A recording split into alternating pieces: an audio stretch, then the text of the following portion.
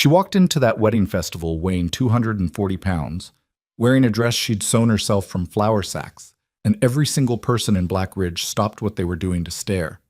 Some laughed, some turned away. One woman covered her child's eyes like Mara Whitlock was something shameful to be shielded from. And standing across that dusty square, a man nobody wanted to look at either, Elias Voss, mountain-scarred and silent as stone, watched her walk through all of it without flinching. What happened next would tear their little settlement apart and rebuild it into something none of them deserved. This is Mara's story. Stay until the end, because the woman they laughed at had more spine than every single one of them put together. If this story moves you, hit that like button and drop your city in the comments. I want to see how far this reaches. Black Ridge, Montana Territory. Autumn, 1883. The morning of the Harvest Festival started the way most mornings in Black Ridge started, with noise, with dust, and with people saying things they probably shouldn't. Mara Whitlock heard them before she even stepped off the porch of the boarding house where she rented a back room from Agnes Pratt, a widow who charged too much and talked too little. The festival had been building for 3 days, wagons rolling in from the outlying ranches, children running loose between the market stalls, the smell of roasting corn and wood smoke drifting up from the square.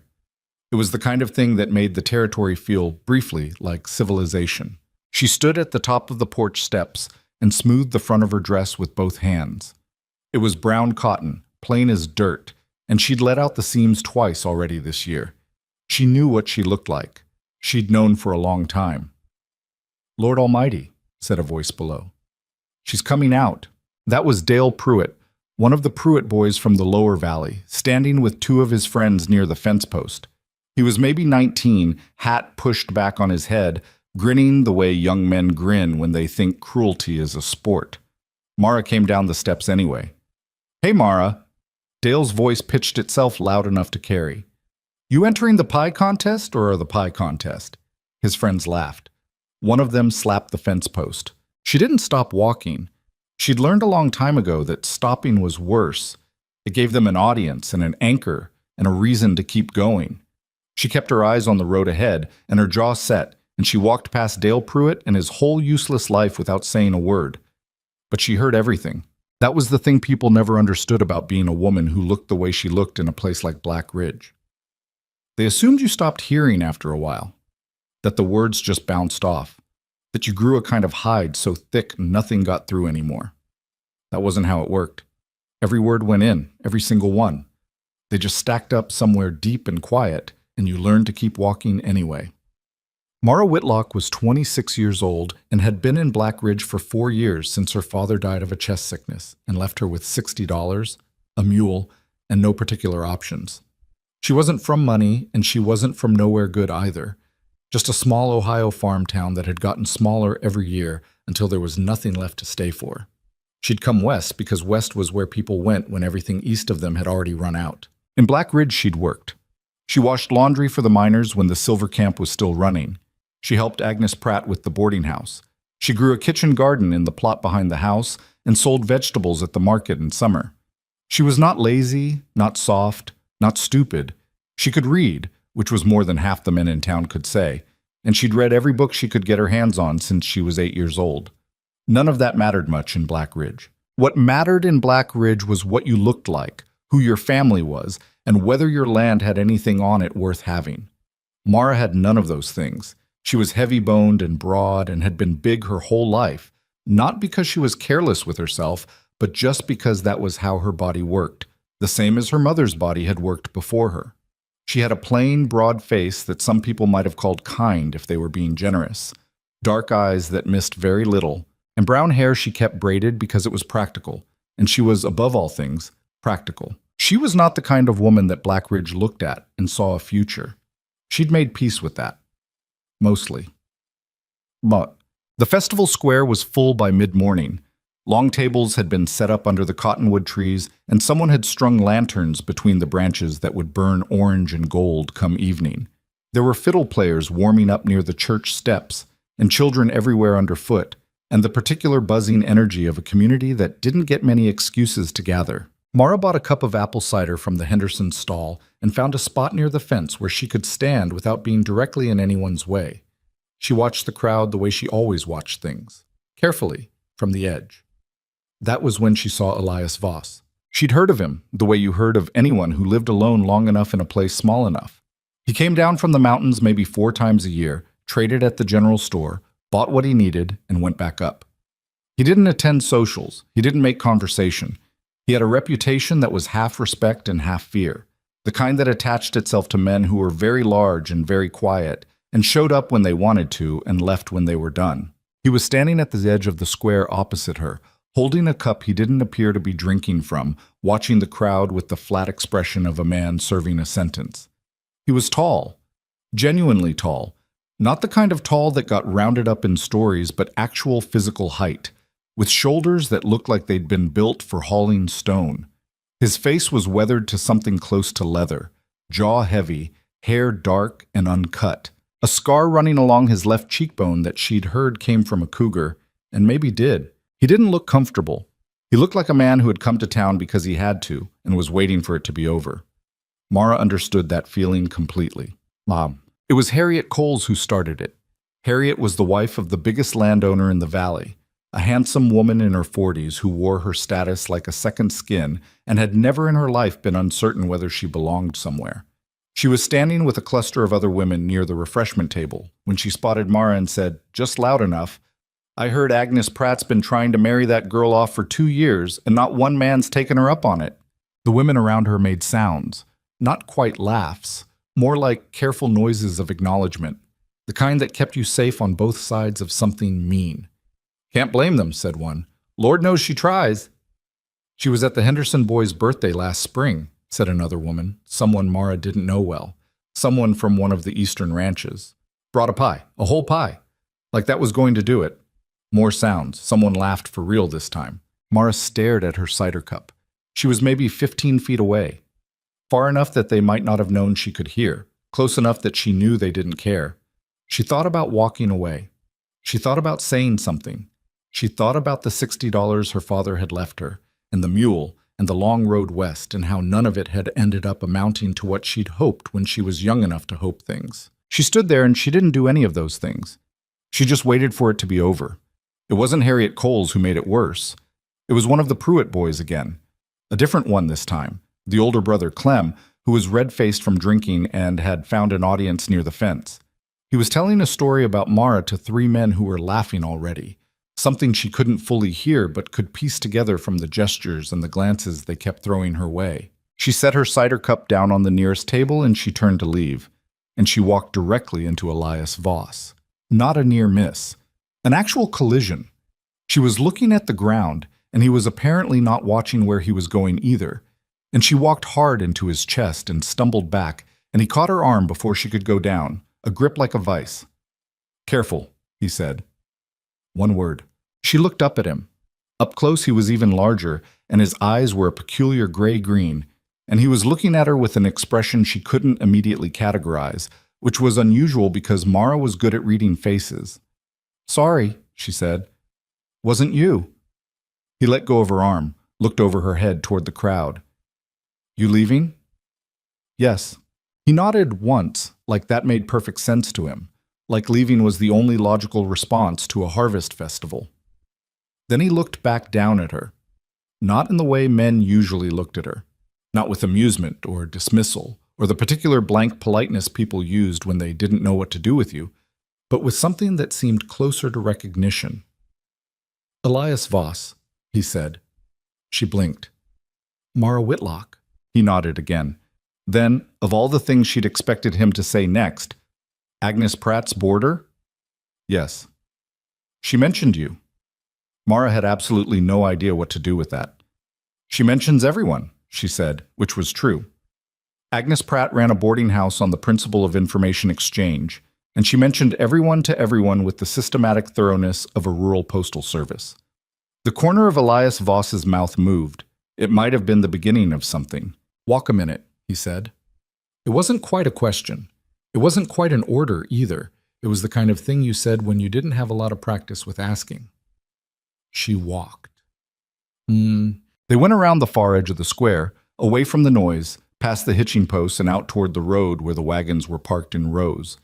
He didn't say anything for the first little while, and she didn't either, which should have been uncomfortable and wasn't. Finally, he said, "You know what they're saying about me?" She kept her eyes on the road. "I have a general idea. None of it's your problem." "I know that." She paused. "Doesn't stop it from being said." He made a sound that wasn't quite agreement and wasn't quite disagreement. "No," he said, "it doesn't." They walked a little further. A horse watched them from behind a fence post, tail switching. "Agnes says you're sensible," Elias said. "Agnes says that about everybody she thinks is worth keeping." Mara glanced at him sideways. "What are you actually trying to say?" He stopped walking. She stopped too and turned to look at him properly. He was studying the ground, jaw working, like a man trying to locate words that had been misplaced. "I have a homestead," he said, "up the mountain, about 2 hours north. I know it, by reputation. It's a hard place." He looked up. "The winters are bad. The nearest neighbor is 4 miles out. There's a lot of work, and I'm not easy company."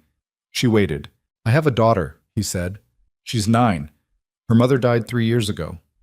Mara went very still.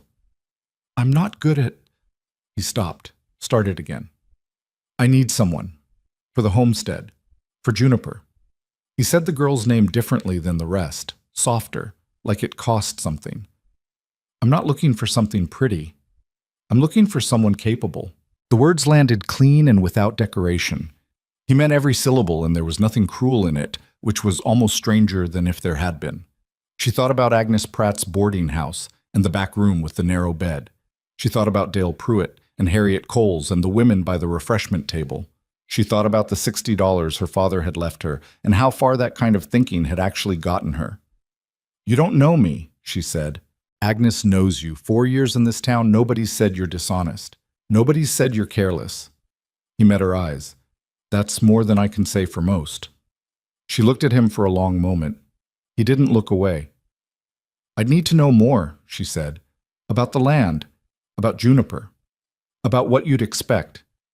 "Fair," he said immediately, "and I'd want to speak plainly. If something isn't working, I'd say so."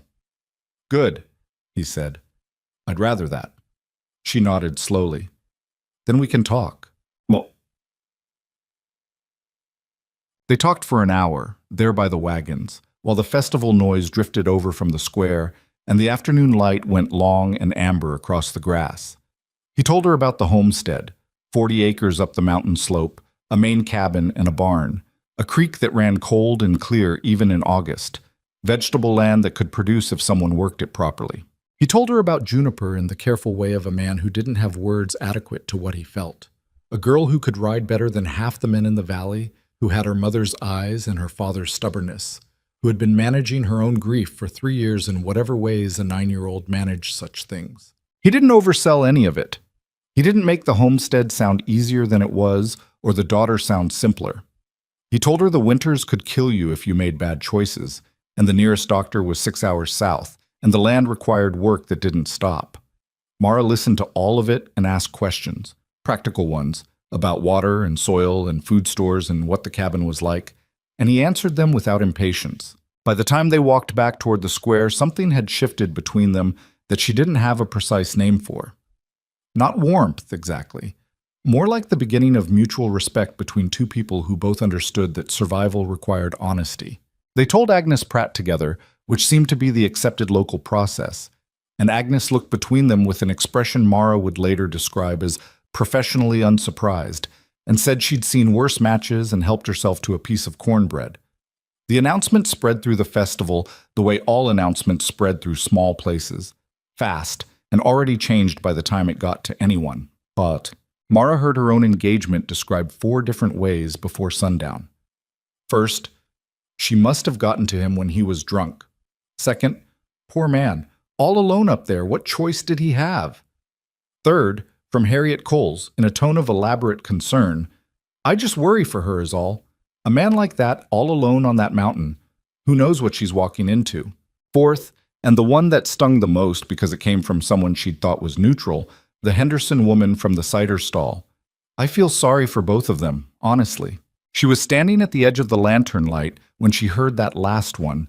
The festival wound down to its evening softness. fiddle music thin and sweet in the cooling air. She had a plate of food she was no longer hungry for, and she stood there with it and absorbed the 4 different flavors of people thinking she was a problem to be solved or a joke to be told. Elias appeared beside her without announcement. He did that, moved quietly for a man his size, and apparently couldn't see the logic in preceding himself with noise. "Heard some of it," he said. "Only some?" "Enough." He was looking at the crowd, not at her. "You still want to do this?" She considered the question the way it deserved. Not quickly. "Yes," she said. He nodded, picked up a piece of cornbread from her plate without asking, which startled her into something close to a laugh. "We'll leave Wednesday," he said. The wedding happened 2 days later, which was faster than people expected and gave them less time to object, which was not accidental. It was performed by the Justice of the Peace, a small man named Aldous Fitch, who got through the words with the business-like efficiency of someone who had somewhere else to be. Agnes Pratt attended and cried, which surprised Mara and seemed to surprise Agnes too. The Pruitt boys showed up outside and watched from across the road with the expressions of people hoping for entertainment. A few other townspeople drifted past with similar intentions. Harriet Coles stood by the dry goods store with 2 of her friends and watched with something that wasn't quite contempt and wasn't quite pity, but lived in the neighborhood of both. Someone, she never found out who, called out something as she and Elias walked to his wagon. She didn't catch all of the words, but she caught the shape of them, and she felt Elias's arm tense against hers. "Don't," she said quietly. He looked down at her. His jaw was hard. "It's not worth it," she said. "Whatever you're thinking about doing, it's not worth it." A long moment, then his arm went loose. He helped her up onto the wagon seat, and she settled herself and looked out at Black Ridge and at the people watching them, and she thought, "Remember this. Not so you can be angry later, just so you know where you started." The wagon pulled forward. The settlement fell behind them.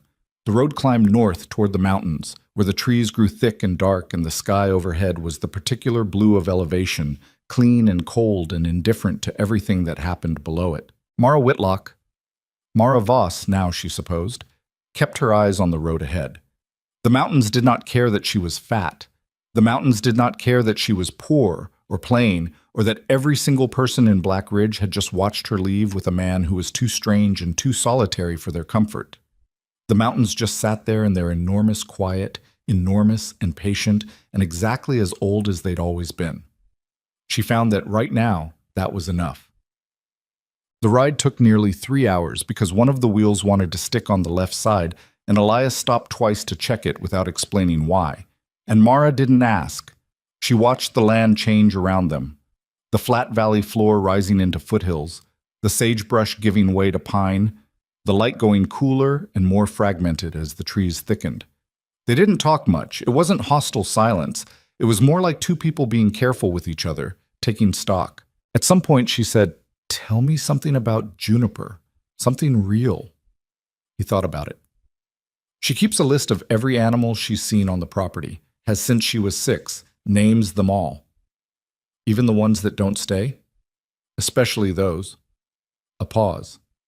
She named a coyote, called it Harold. It came around 3 times and then didn't anymore. She still writes its name sometimes.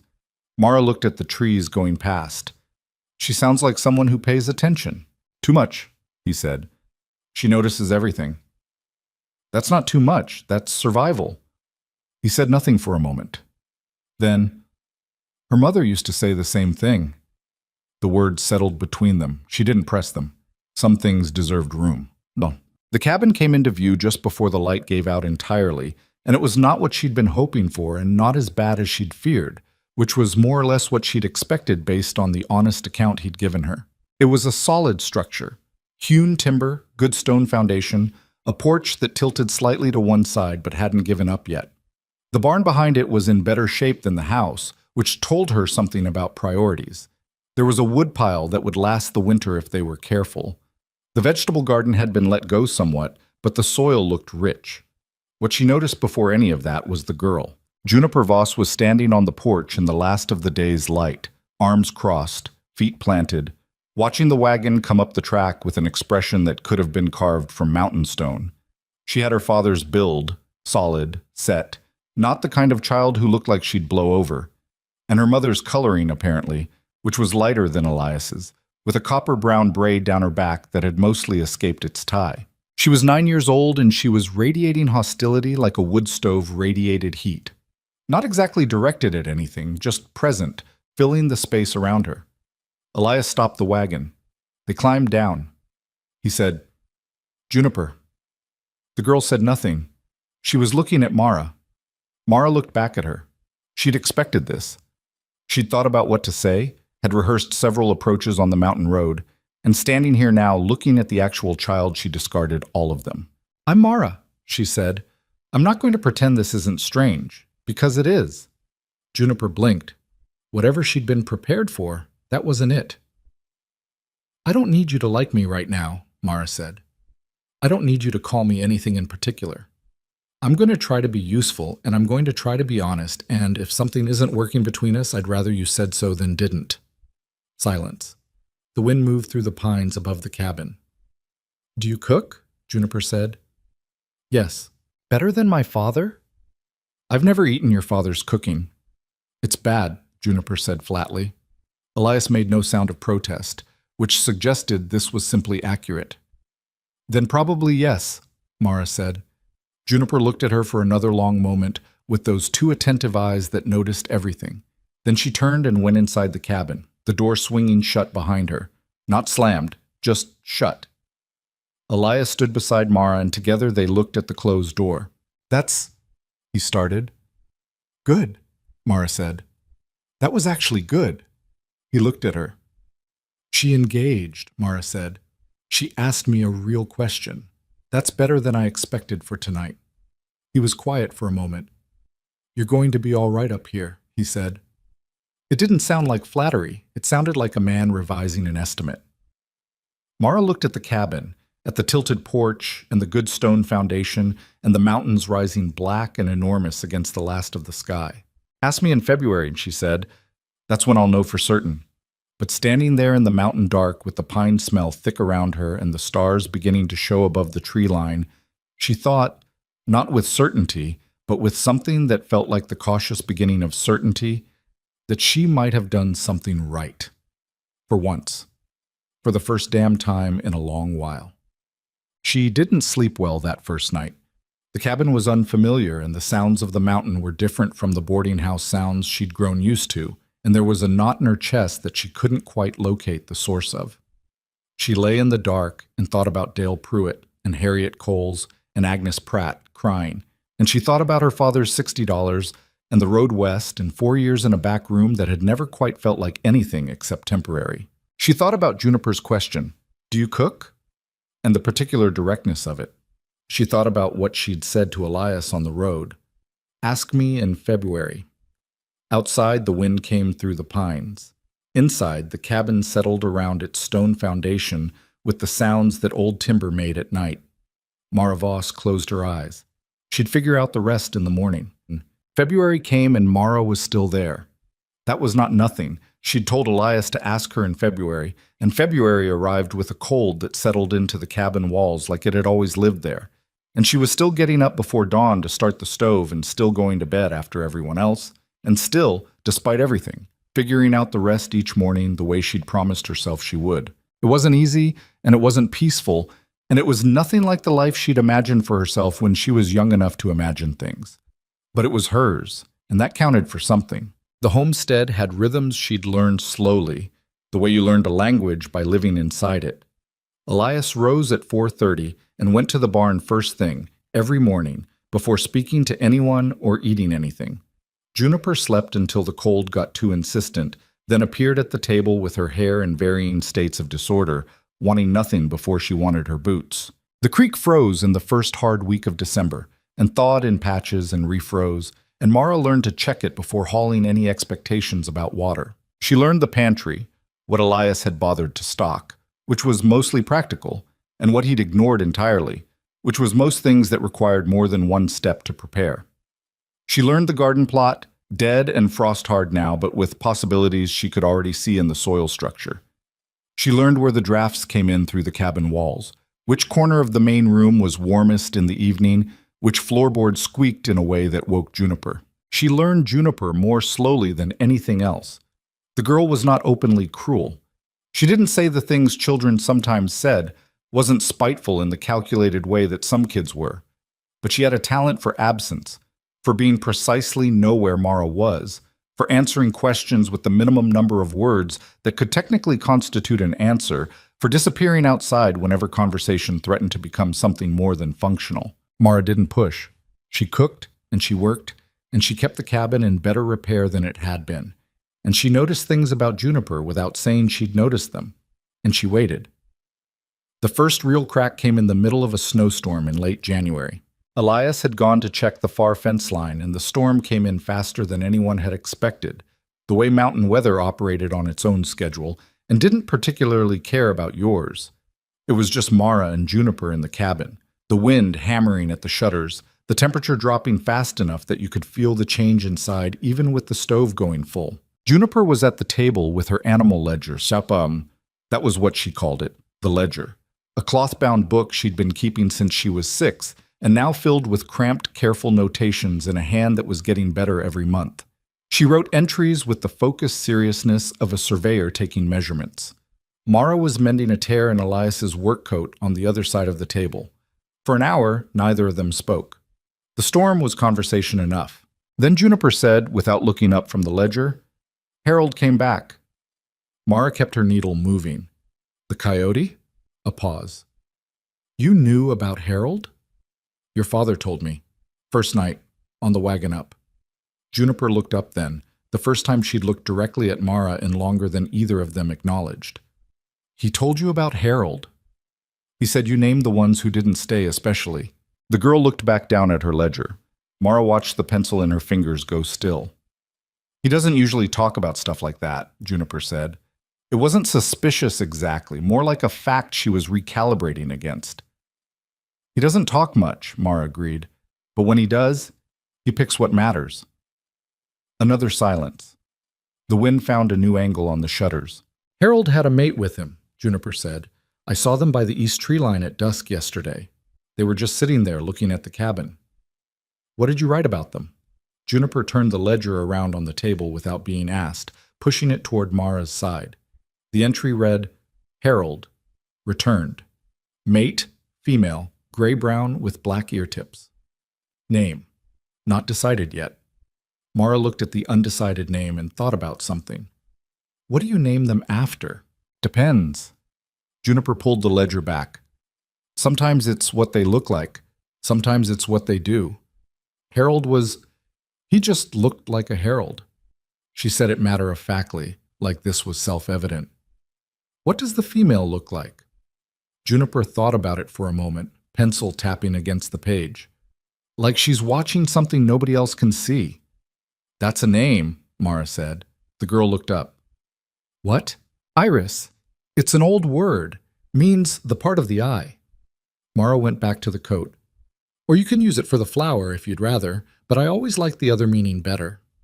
Juniper was quiet for a long moment. Then Mara heard the soft scratch of pencil on paper, and she didn't look up, because some moments you protected by not looking directly at them. The storm lasted 2 more days. By the end of it, Juniper had started answering questions with full sentences. It wasn't friendship, it wasn't close to that yet. But it was a door, cracked open just enough to let some air through, and Mara understood that was what she had to work with, and she worked with it carefully. Elias noticed. He didn't say anything directly. That wasn't how he operated.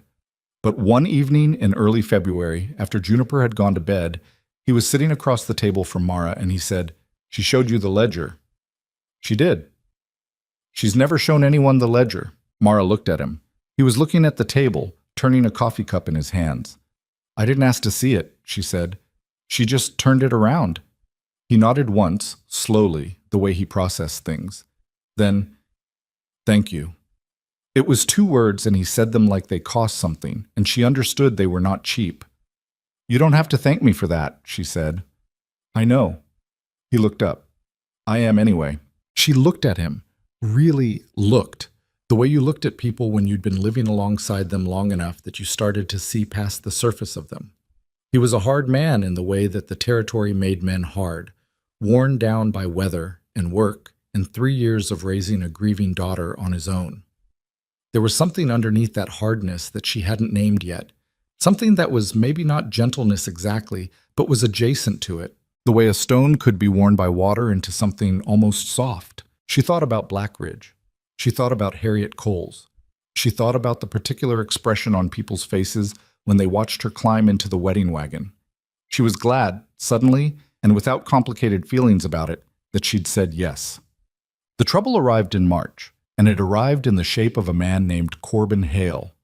Mara heard the name before she saw the man, heard it from Elias first, the evening he came back from a supply run to the lower valley with his jaw set and something behind his eyes that he was working to keep there. She'd learned to read the difference between his regular silences and the ones that meant something was sitting on him, and she asked him straight. "Hale's been buying land," he said. They were in the barn. She'd come out to tell him supper was ready, and they were standing in the lamp-lit dark with the horses shifting in their stalls. 3 homesteads in the past 4 months. The Delaney place, the Kruger claim, the old Bowman property.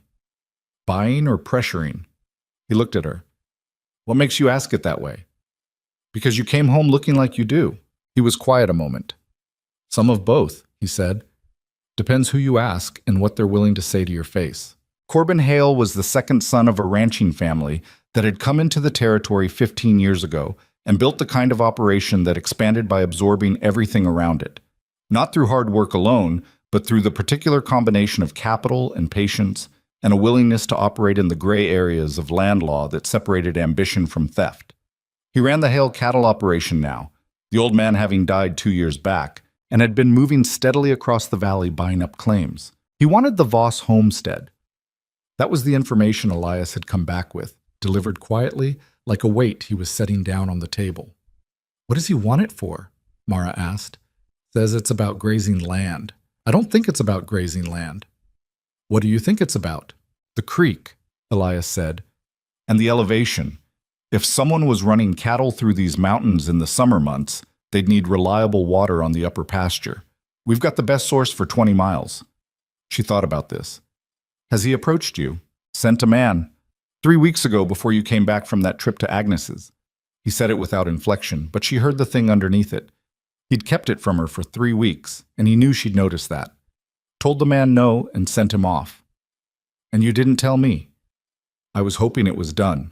She didn't get angry, exactly. It wasn't useful to get angry right now. But she held his gaze until he looked away, which was the most direct version of her point, and he had the decency not to argue with it. "If he comes back," she said, "I want to know." "He'll come back," Elias said. He was right. 2 weeks later, Corbin Hale himself came up the mountain road. She was in the garden when she heard the horses, 2 riders, which she'd started distinguishing by sound because the mountain roads gave you a few minutes of warning if you listened. She set down her trowel and went to the porch and watched them come up the track. Hale was younger than she'd expected, maybe 35, with a broad-shouldered build and a face that had some good looks still living in it, the kind that came with confidence and money and knowing that most conversations were going to go his way. He had a pleasant expression and careful eyes, and Mara disliked him before he said a single word because she recognized the type. Men who'd learned that smiling was more effective than threatening, and hadn't yet needed to decide which one was true about them. The man beside him was older, harder, wearing the expression of someone whose job was to stand there and look like a problem. Hale touched his hat. "Mrs. Voss." "Mr. Hale." She didn't invite them in and didn't come down from the porch. She stood there with her garden dirt still on her hands and waited. "Is your husband about?" "He's working the north fence. I can take a message." Hale smiled. It was a practice smile, warm without being warm. "I'd rather speak with him directly, if it's all the same." "It's not, actually," Mara said. "I make decisions here the same as he does. If you have something to say to this property, you can say it to me." A brief recalibration behind those careful eyes. "All right, then." He leaned forward on the saddle horn, easy, like they were just having a conversation. "I want to make your family an offer on this property, a generous one. I think you'd find the number surprising. We're not selling." "Mrs. Voss, I don't think you've heard the number. It doesn't matter what the number is." His smile stayed in place, but something behind it changed. something that settled into the edges of his face and made him look older than he was. "This is hard country up here," he said, "especially come winter, isolated. A family like yours, a woman in your situation trying to manage." "What situation is that?" she said. A pause. "I only mean it's a difficult property for—" "I heard what you meant." She looked at him evenly. "We're not selling, Mr. Hale. I'd appreciate if you'd take that back to whoever sent you the last time, too, so we don't have to keep having this conversation." The man beside him shifted in his saddle. Hale's pleasant expression held for 3 more seconds. Then he pulled it back and replaced it with something more neutral and less comfortable. "Give my offer some thought," he said, and touched his hat again and turned his horse around. She watched them go until the road bent through the trees and she couldn't see them anymore. Then she stood there another minute alone on the tilted porch and let her hands shake a little, which they'd wanted to do the whole time. Elias came down from the north fence at midday and she told him everything, and this time he listened without interruption and without the look of a man hoping a problem would dissolve on its own. "He won't stop," Elias said. "No," she agreed. "He won't. What do you want to do?" She looked at him. It struck her that he'd asked that, not told her what they were going to do, not made the decision, and presented it to her as done. He'd asked. "I want to know what he actually knows about this land," she said. "Something is driving him here specifically, and it's more than grazing water. I want to understand what before we figure out what we're standing on." Elias nodded. "I can ride down to the valley, talk to some people. Take me with you," she said. He looked at her, and she could see him calibrating, weighing the practical against the complicated, and then he said, "All right." Juniper appeared in the doorway behind them. She'd been inside the whole time and had heard more of it than either of them had intended. Her face was difficult to read, which was usually how it was with her, but her eyes were moving between Mara and her father with an expression Mara hadn't seen on her before. "Are they going to take the house?" she said. "No," Elias said. "How do you know?"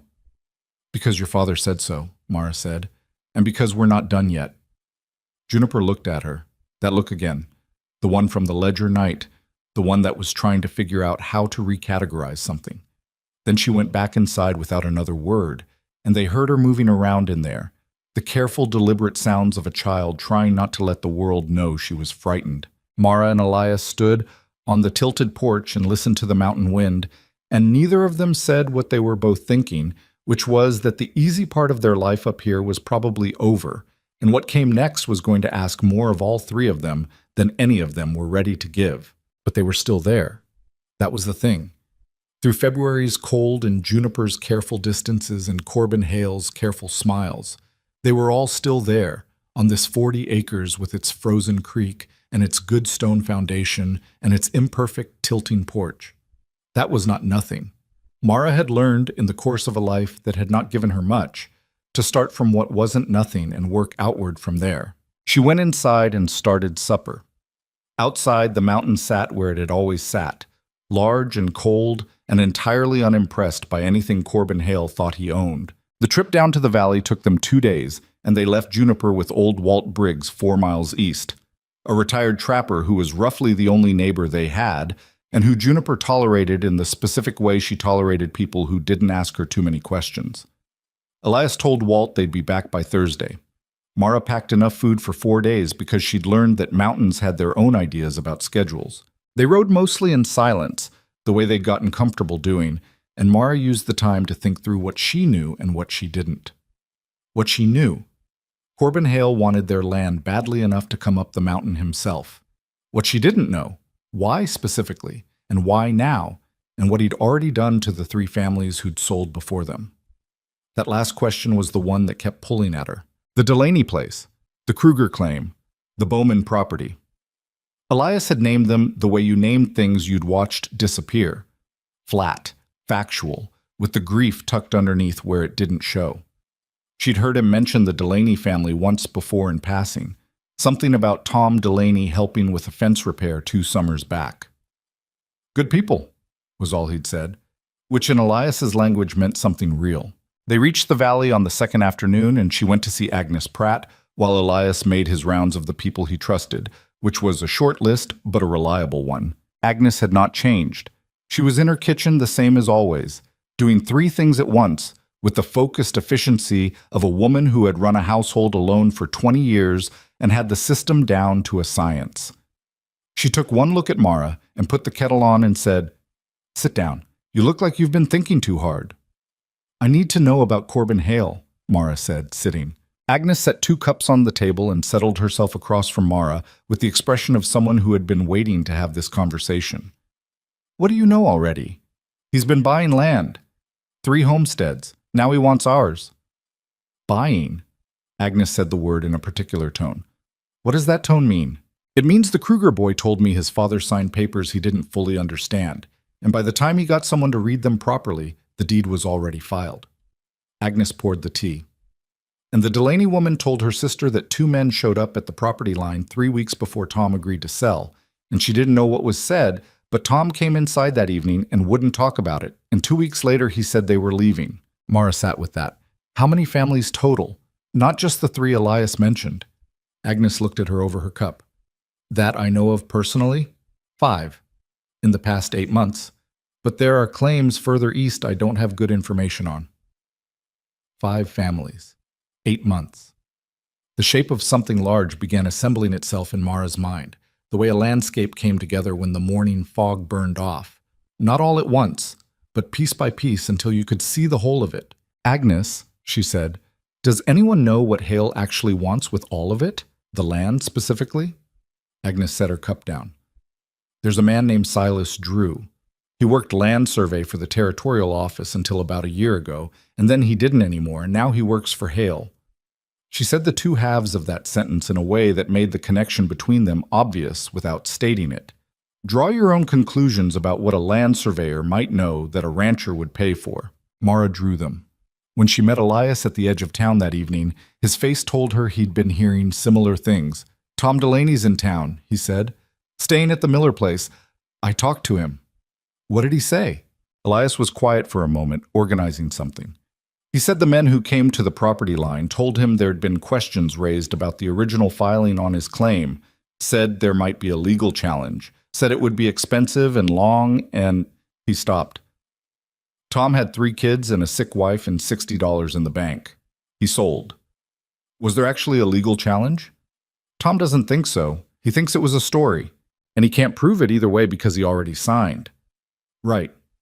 They stood in the road in the early dark, the valley spread out behind them and the mountains rising ahead. And Mara thought about 5 families and a land surveyor who no longer worked for the government, and she thought about Corbin Hale's careful eyes and his practiced smile and the way he'd said a woman in your situation like it was a kindness. "He's not just buying land," she said. "He's clearing it, systematically, and using the legal system as a threat even when there's no actual case." Elias looked at her. "If we could show a pattern, we'd need documentation." She was already thinking through it. "Not just our word or Tom Delaney's word.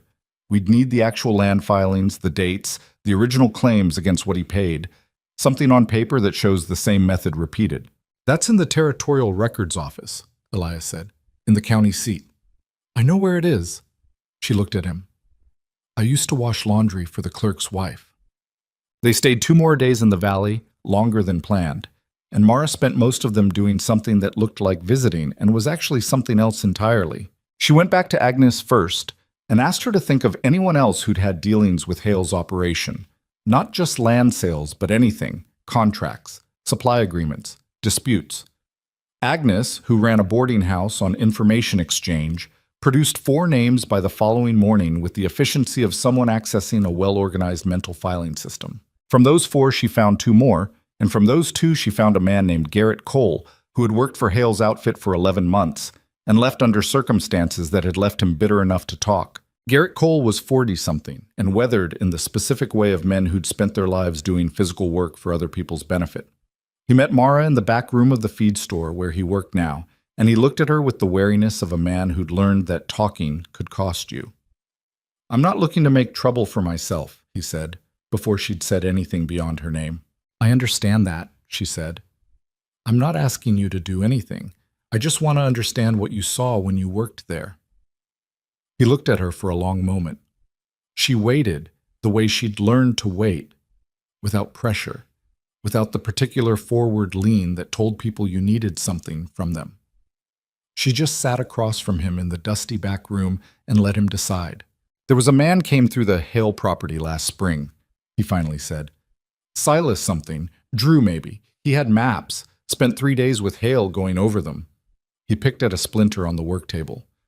I wasn't supposed to hear the conversation, but the walls in that house are thin. They were talking about mineral rights. There it was. What kind of minerals, Hugo? She asked, keeping her voice level. Coal, I think. Possibly silver. There was some word about a vein. He shook his head. I don't know the details. I just know after that man left, Hale started buying properties north of the valley at a pace that didn't make sense for grazing.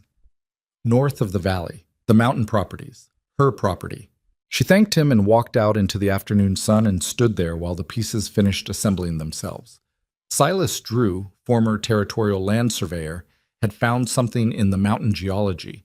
Coal seams, a mineral vein, something valuable enough to justify systematically clearing the homesteads above the valley. Hale had the capital to develop it if he could consolidate the land. All he needed was to get the families off it, one way or another. She thought about Elias's creek. She thought about Juniper's animal ledger and Harold the coyote returning with his mate to a property that didn't know yet it was someone else's target. She thought about 5 families already gone. She thought about walking away, and she discarded it in about 4 seconds. That evening, she told Elias everything, and he sat across the table from her in the lamplight and listened with the stillness of a man whose stillness meant he was very angry. Coal rights, he said, or silver, possibly both. Drew would have surveyed the whole mountain range as part of his government work. He'd know which claims sit on top of what. And then he sells that information to Hale, and Hale moves on the properties before anyone else can figure out what's underneath them. She flattened her hands on the table. We need the land filings from the territorial records. The original homestead claims compared to what Hale paid. If he acquired them for less than their mineral value, that's evidence of fraud. And if we can connect Silas Drew to both the survey records and the Hale payroll, that's the mechanism. Elias looked at her. You've been thinking about this since Agnes's kitchen. Since before that, she said. Since the tilted porch. His mouth made that movement again, the one that might have been the beginning of something. The records office is a day's ride. I know. She met his eyes. I can go alone if you need to get back to Juniper. We'll both go, he said. Walt can keep her another few days. She nodded. Then, because it was sitting in her chest and she needed to say it out loud, Elias, if this is what I think it is, but if Hale's been doing this across the whole North Range, it's not just about us. There are families who already sold, who lost their land to a threat that wasn't real. He was quiet for a long moment. I know. That changes what we do with whatever we find. I know that too. He looked at his hands on the table, large, scarred, the hands of a man who'd built things with them. It's not just about holding what's ours. No, she said, it's not. They reached the county seat on a gray afternoon. The Territorial Records Office, a squat stone building on the main road that smelled like old paper and the particular dust of documents that didn't get enough air. The clerk was a young man who looked startled to have visitors, and who became more helpful once Mara explained, with the patient clarity of someone who had taught herself land law from a surveying manual she'd borrowed from Agnes's shelf 2 days prior, exactly which filing numbers she needed and under what statutory provision she was entitled to examine them. The clerk found the filings. Mara sat at the records table and went through them with the focused, methodical care she brought to anything that mattered. Elias beside her reading what she pointed out, neither of them talking much. It took 3 hours. By the end of it, she had a clear picture. 5 homestead claims acquired by Hale's operation in 14 months. 3 of them purchased at prices that were reasonable for agricultural land and made no sense at all for land with mineral deposits underneath. The original survey filings, logged under Silas Drew's government credentials, cross-referenced against dates that placed the surveys before the purchases. And in 2 cases, the Kruger claim and the Bowman property, deed transfer paperwork with irregularities that a careful eye could see, dates that didn't quite line up, signatures witnessed by men who appeared on Hale's own ranch payroll. She copied everything she could in the time they had. in the small, careful handwriting she'd developed over years of making limited paper go far. The clerk watched her with an expression caught between professional neutrality and personal unease. When they came out into the gray afternoon, Elias stood on the steps and looked at the papers in her hands and said, "Is it enough?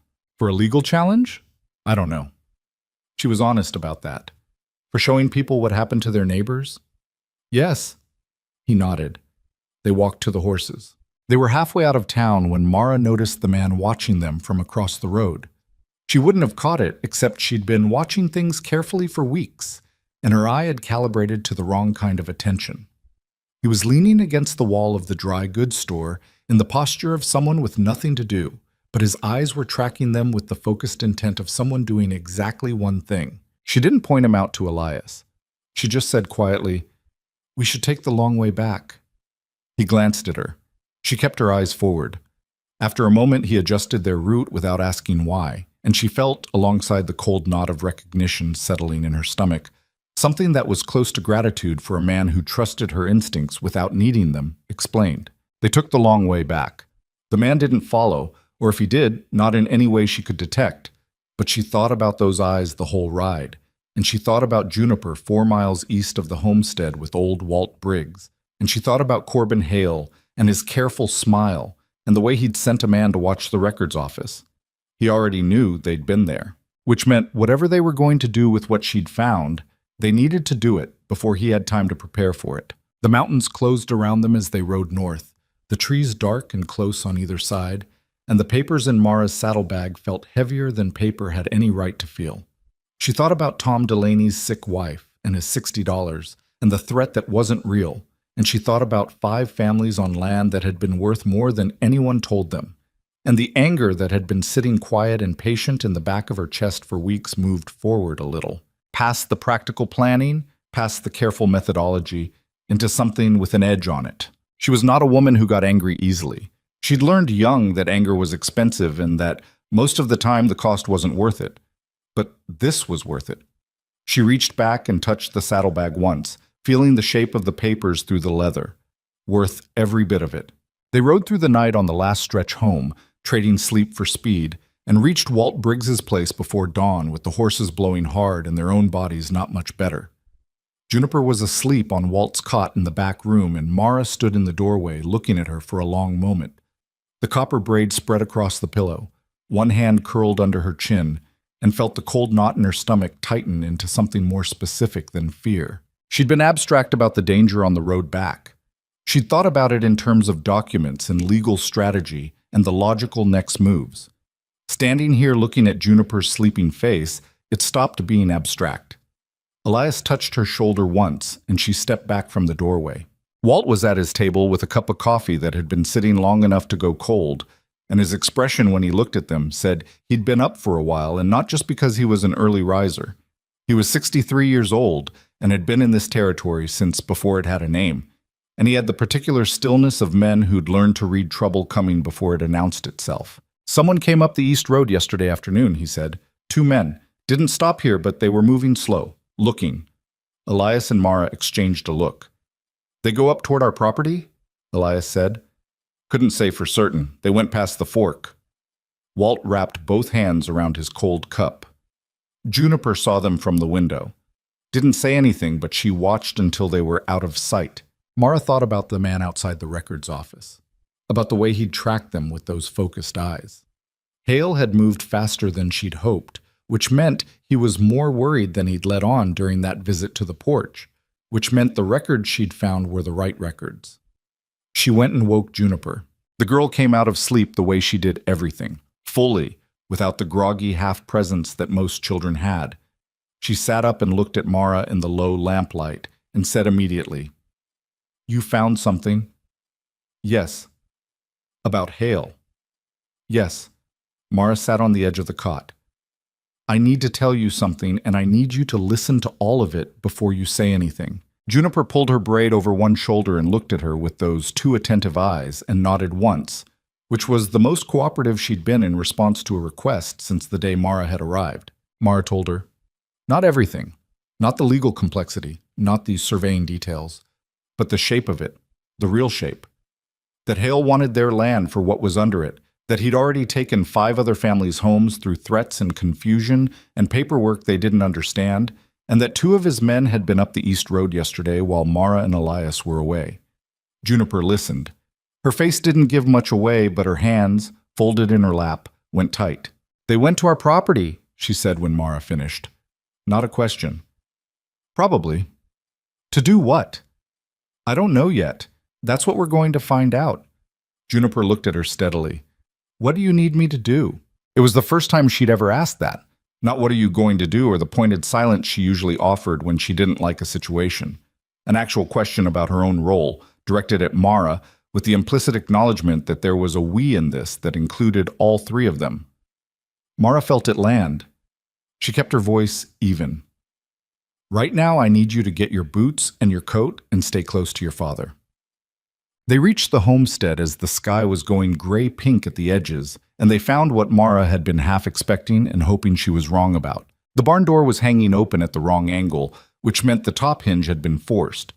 Inside, 2 of the fence posts that bordered the creek access had been pulled and left on the ground. Not fallen, pulled, the earth around the bases disturbed in the specific way of deliberate removal.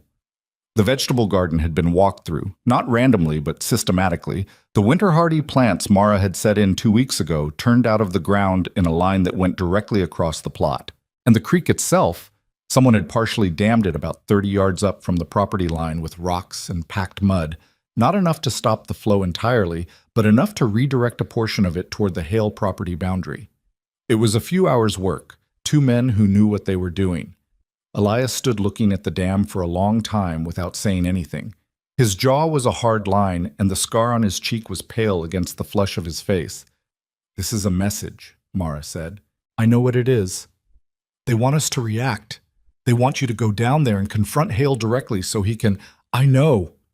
His voice was controlled with the effort of keeping it that way. He turned away from the creek and walked back toward the cabin, and she let him go, because some things needed the space to settle before they could be discussed. Juniper was standing at the edge of the garden, looking at the turned-out plants. Her face had gone very still in the way it did when she was processing something large. She crouched down and picked up one of the uprooted plants, a small, hardy spinach she'd watched Mara put in, and held it in her hands. "They came onto our property," she said. "Yes. In the dark, when nobody was here." She set the plant down carefully, like it might still be salvageable. "They knew we were gone. They followed us to the county seat and back. They knew how long we'd be away." Juniper looked up at her. "What are you going to do?" Mara looked at the damaged garden and the open barn and thought about 5 families already gone. And she thought about the papers in her saddlebag, and she thought about what Corbin Hale was counting on, which was that isolation would do his work for him, that a family alone on a mountain with no allies and no platform would eventually fold the same way the others had. "I'm not going down there," she said. "We're going to bring people up here." It took 4 days to arrange, which felt both too long and necessary. Mara wrote letters. She'd always been better on paper than in person, more precise, less likely to soften the wrong things. And Elias rode them down to the valley himself, one to Agnes Pratt and one to Tom Delaney, and 2 others to families she'd identified from the records. She drafted a 5th letter to a man named Aldous Webb, who ran the territory's only newspaper out of the county seat, and who she had no relationship with whatsoever, which was the hardest one to write because she was asking for trust she hadn't earned. She sent it anyway. While Elias was in the valley, 2 things happened that she hadn't planned for. The first was that Hale sent another man up the mountain. Not the hard-eyed one from the original visit, a different one, younger, with the nervous energy of someone who'd been given a job he wasn't entirely comfortable with. He came alone this time, which she noted. He told her the dam on the creek had been an accident, a misunderstanding, Hale's men working on property drainage without realizing they'd crossed the boundary line. He offered to have it cleared. She looked at him steadily while he delivered this. He couldn't quite hold her eye. "Tell Mr. Hale," she said when he was done, "that I've heard him." The man waited, clearly expecting more. She didn't give him more. She waited until the silence became uncomfortable enough that he left. The second thing was Juniper. On the 3rd night, Mara was at the table working through the documents she'd copied from the territorial records, trying to put them in the clearest possible order, and she became aware that Juniper was standing at the edge of the lamplight watching her. She'd been there for a few minutes at least, the way she sometimes stood in doorways, observing. "Can't sleep?" Mara said, without looking up. "I've been thinking." Juniper came and sat across from her, which she did voluntarily now sometimes, which was still new enough that Mara noticed it every time. "The Kruger family. Billy Kruger was in my reading group at the settlement school before they left." She picked at the corner of the table. "He didn't say goodbye. They were just gone 1 week. I know. His father didn't understand the papers." "That's what it looks like, yes." Juniper was quiet for a moment. "If we show people all those families, what happened to the Krugers and the Delaney's and the others, they'll be angry." "That's the idea." "Angry enough to come up here?" "Angry enough to stand together." Mara looked up. "That's what Hale is counting against us not having. He's been picking people off one by one because alone, none of us have enough to fight him.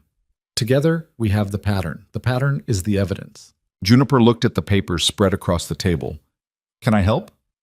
Mara considered that. Juniper was 9 and had her mother's eyes and her father's stubbornness and 3 years of grief folded into her somewhere, and she could read and write and pay more attention to the world than most adults Mara had ever known. "Can you copy?" Mara asked. "Yes."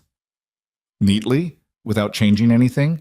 "Obviously," Juniper said, with a trace of the dry offhandedness that Mara had learned was her version of humor. Mara pushed 2 of the less sensitive documents across the table and a fresh sheet of paper. Juniper pulled the lamp closer and picked up the extra pencil and started copying in her careful surveyor's handwriting without another word. They worked in silence for 2 hours, the fire settling in the stove, the mountain dark outside the windows, and Mara thought about all the ways this child had been described to her before she arrived. Fiercely independent, Elias had said, which was accurate, and wanted nothing to do with a new mother, which had been accurate for a while. She looked at the bent copper head across the table and thought that the description was incomplete now. Juniper looked up at her, caught her looking, and instead of glancing away, she held it for a beat. "You're not what I thought you were going to be," she said. Mara kept her expression neutral. "What did you think?" "Someone who would try to fix everything, make it tidy." She looked back at the papers. "People do that after someone's gone. They try to replace things." A pause. "You didn't do that." Mara thought carefully about what to say to that and decided on the truth. "I wasn't trying to replace anything," she said. "I was just trying to be useful." Juniper nodded once, slowly, with the expression of someone filing something important. Then she went back to copying, and Mara went back to her work, and neither of them said anything else, which was exactly right. They came on a Thursday. More than Mara had expected, 16 people total, which in this territory and this weather was a significant act of will. Tom Delaney was there, looking older than his years and harder around the eyes than she remembered from the valley. 3 other families whose names she'd found in the records, who'd received her letters, and apparently decided the risk of coming was less than the risk of not knowing. Agnes Pratt, who had come on principle and brought cornbread. Aldous Webb from the newspaper, who was 50 and thin and had the watchful stillness of a man who'd learned to listen before he spoke. Walt Briggs, who'd ridden over from his place and positioned himself near the barn door with his arms crossed like a fixture. Elias had built a fire outside near the fence line, big enough to keep people warm, and they gathered around it in the thin spring afternoon with the mountains at their backs and the valley spread out below. Mara stood in front of 16 people who had their own fears and their own stories and their own reasons for wanting to stay out of this. And she put the documents on the fence post where everyone could see them, and she talked. She wasn't a natural speaker. She'd never stood in front of a crowd in her life, and her voice was too flat for oratory, and she knew it. So she didn't try to orate. She just told them what she'd found, clearly and in order, the way you'd explain a map to someone who needed to navigate by it. The surveying records and the purchase dates and the prices that didn't add up. Silas Drew's name and his movement from the territorial office to Hale's payroll. The irregularities in the Kruger and Bowman deed transfers.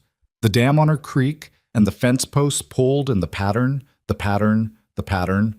5 families using the same method, the same sequence, the same pressure applied to people who were isolated and alone and couldn't see what was being done to them until it was already done.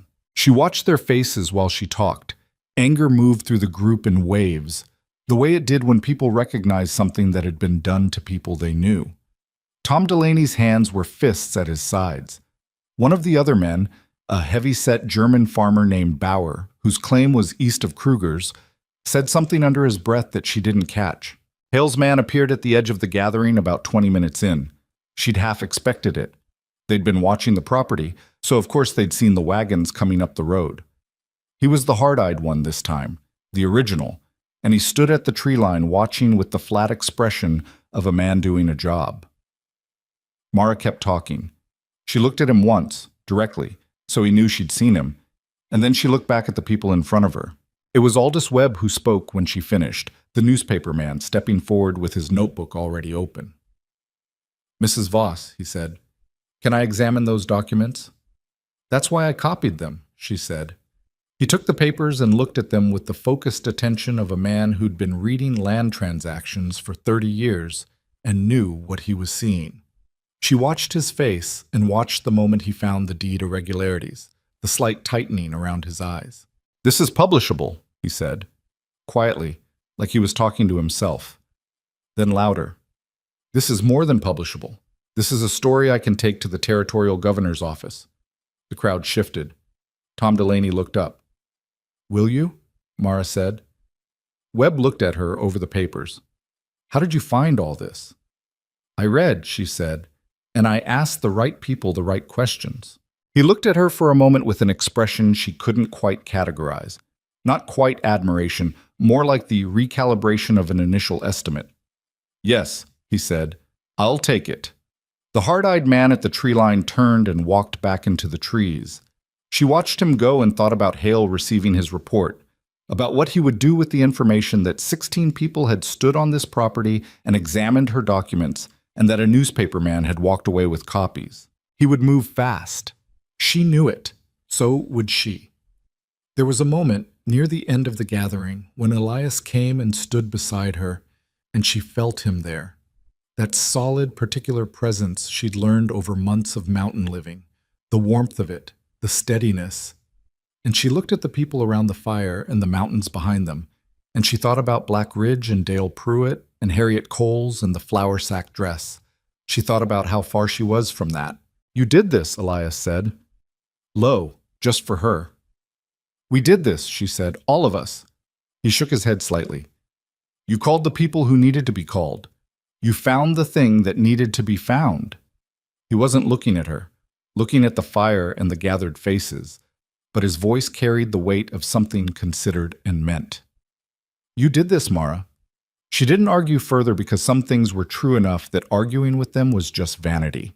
But she looked at the fire, at Tom Delaney talking to Bauer, with the particular intensity of men who'd both had something taken and were now recalculating their options. And she looked at Aldous Webb standing to the side, reading through her copied documents page by page. And she looked at Juniper, standing a little apart the way she always stood a little apart, arms crossed in unconscious imitation of her father, watching everything. And Juniper looked back at her across the firelight, and something moved across the girl's face that Mara couldn't name exactly, but that she felt in her chest, clear as anything. It was the look of someone deciding something. Mara didn't know yet what it meant. She just held it, the way you held something fragile that you weren't sure of yet, carefully, without gripping. The fire burned. The mountains held their cold, enormous dark around all of them. Somewhere in the tree line behind the barn, Harold the coyote, or something that moved like him, made one brief sound and went quiet. Aldous Webb's article ran 10 days later.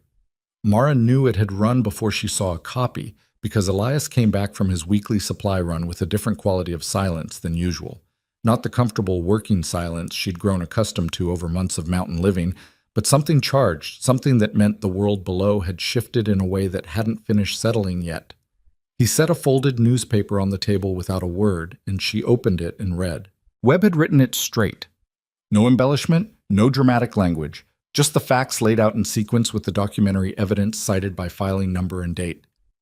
The way a careful man wrote when he knew the material was strong enough to carry itself. Silas Drew's name. The purchase prices against the surveyed mineral values. The deed irregularities in the Kruger and Bowman transfers. The pattern of pressure applied to isolated homestead families across the North Mountain Range over 14 months. He'd named Corbin Hale in the fourth paragraph and hadn't softened it. She read it twice, then set it down and looked at the wall for a moment. "How bad is it down there?" she asked. "Depends who you ask." Elias poured himself coffee and remained standing, the way he did when he was thinking on his feet. The Hale operation men are keeping quiet. Hale himself hasn't been seen in town since Tuesday, which was 2 days before the paper ran, so someone told him it was coming. He paused. Tom Delaney was at the general store when I came through. He had the paper in his hand and he was reading it to Bauer out loud. "Was anyone listening?" "About 12 people." She nodded slowly. There was satisfaction in that, clean and real, and she didn't diminish it by pretending it wasn't there. 12 people hearing Tom Delaney read the evidence out loud in the general store was not the same as a legal resolution, but it was the beginning of one, and beginnings mattered.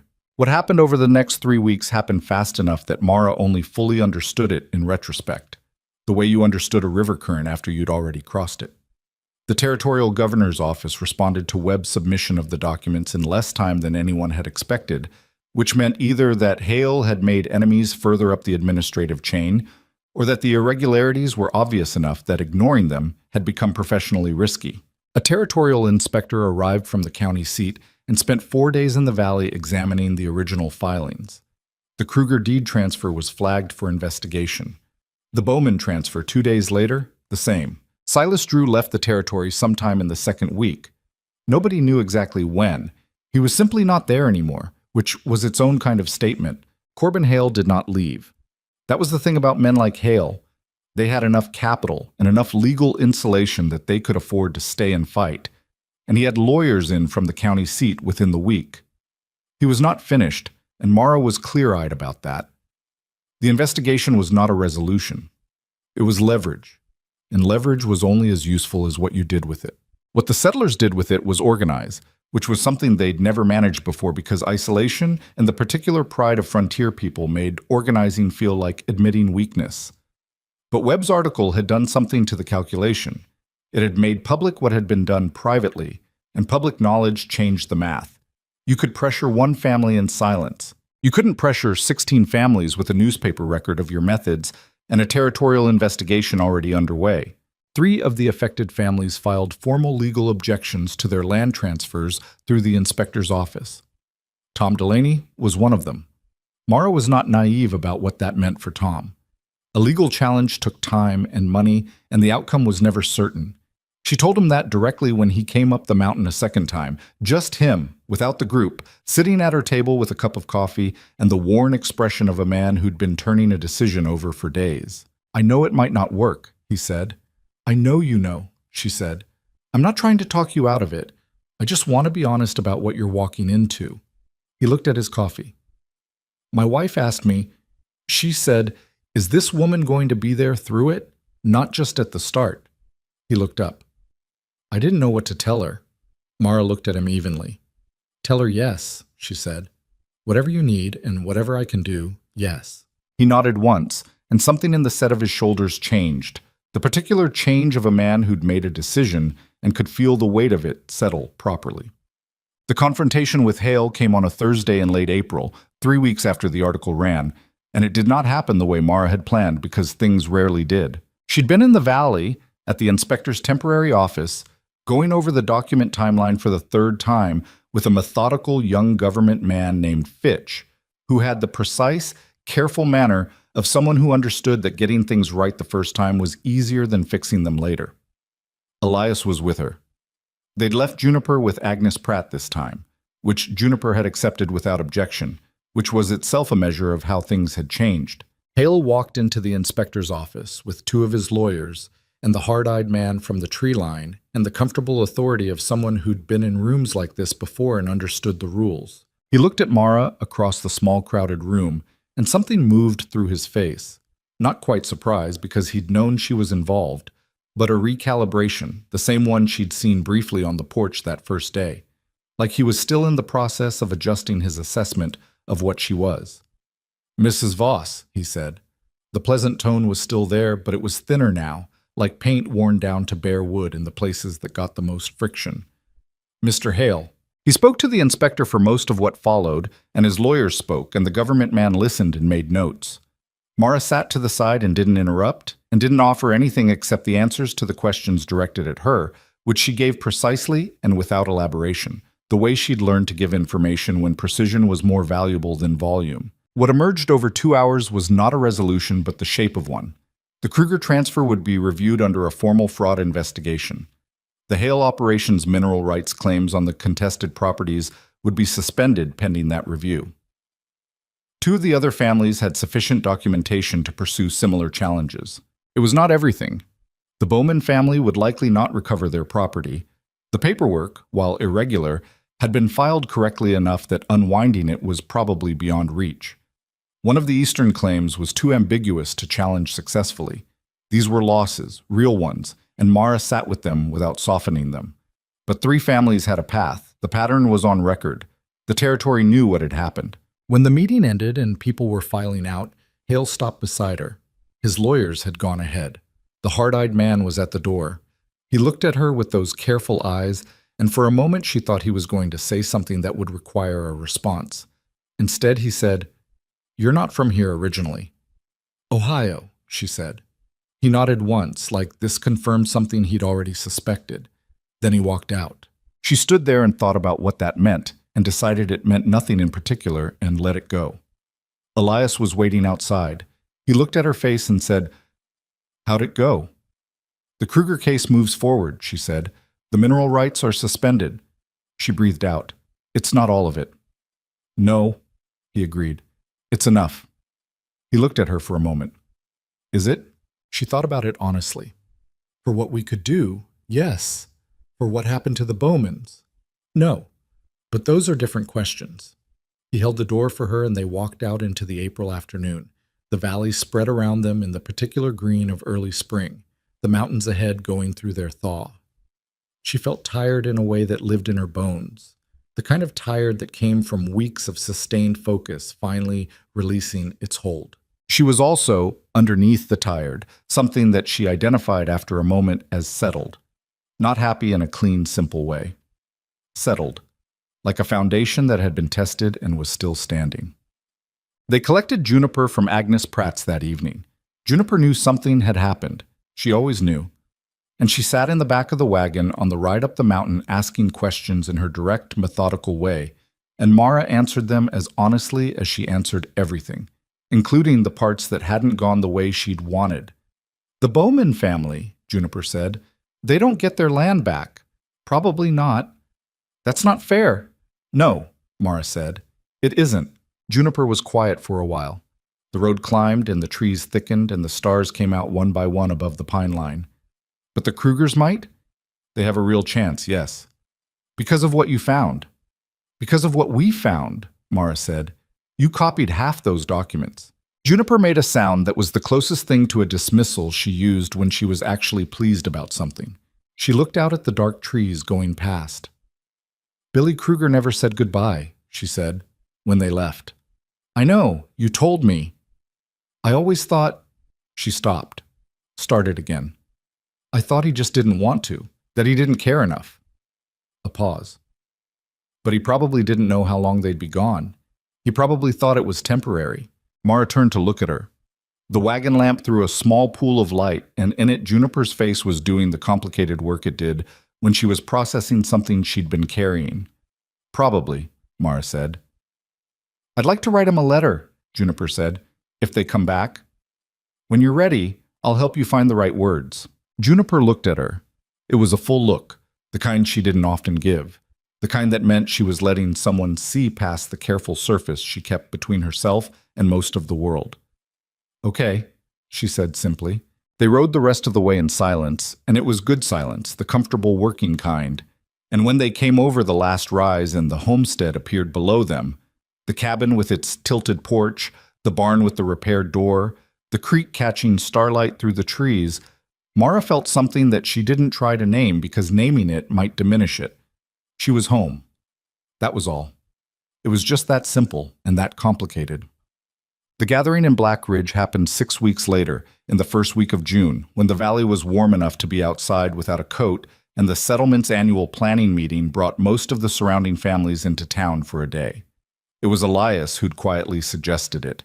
Not to Mara directly, but in his way of mentioning things he thought needed mentioning.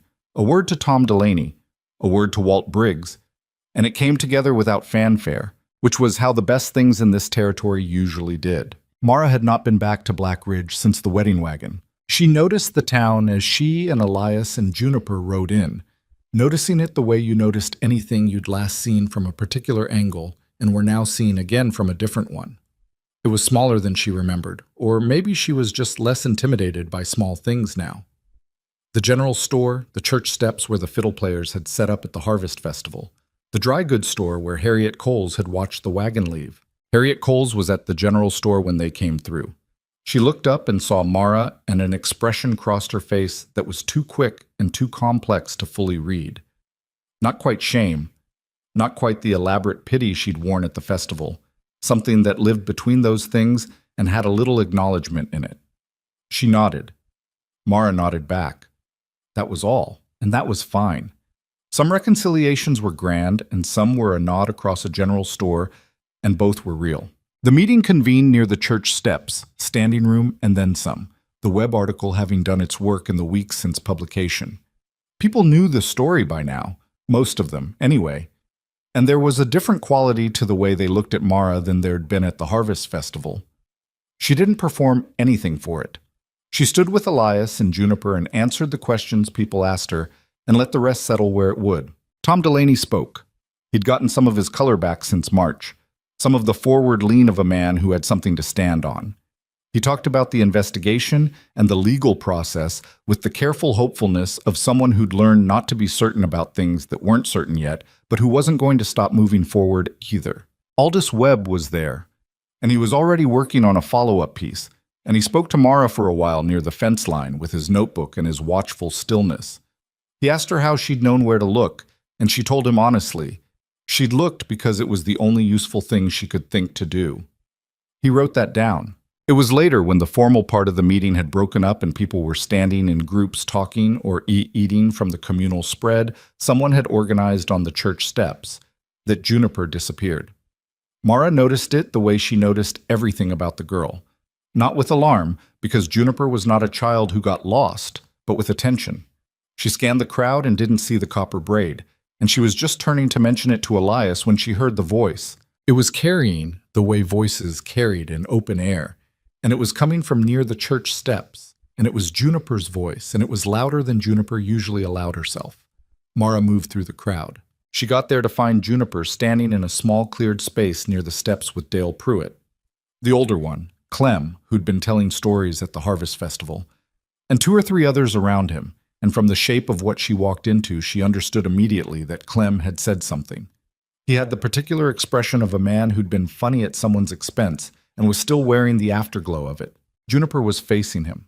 Her arms were at her sides, not crossed, and her face had the mountain stone expression, but underneath it, something was lit. "Say it again," Juniper said. Clem Pruitt looked at this 9-year-old with the mild amusement of a grown man who didn't take children seriously. "I was just saying, I heard what you were saying." Juniper's voice was level and carrying, and she was looking at him with those eyes that missed nothing.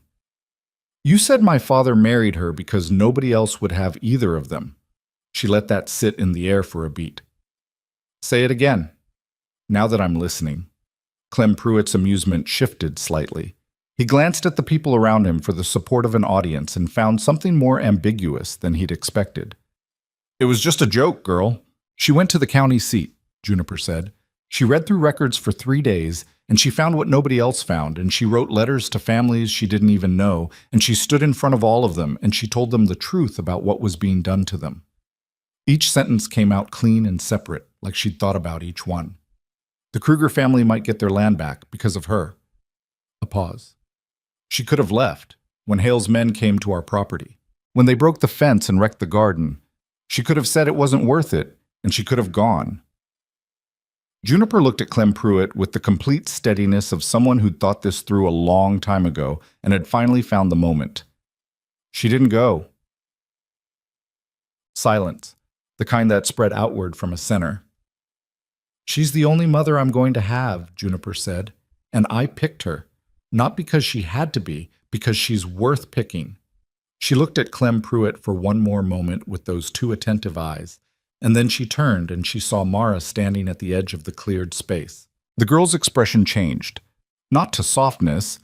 It wasn't quite that, because Juniper came at things sideways and always had.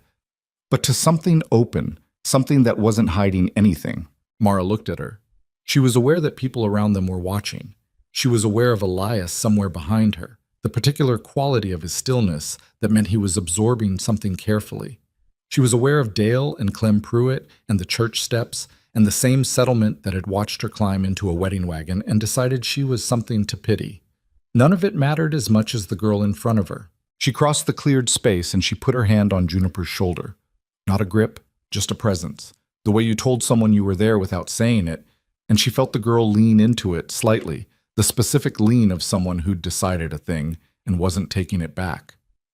"You didn't have to do that," Mara said quietly. "I know," Juniper said, just as quiet. "I wanted to." They stood there for a moment, the two of them, in the middle of Black Ridge, with the mountains at their backs, and the June light coming warm and level across the church steps, and the crowd around them already dissolving back into their conversations, as crowds do. Mara thought about the Harvest Festival.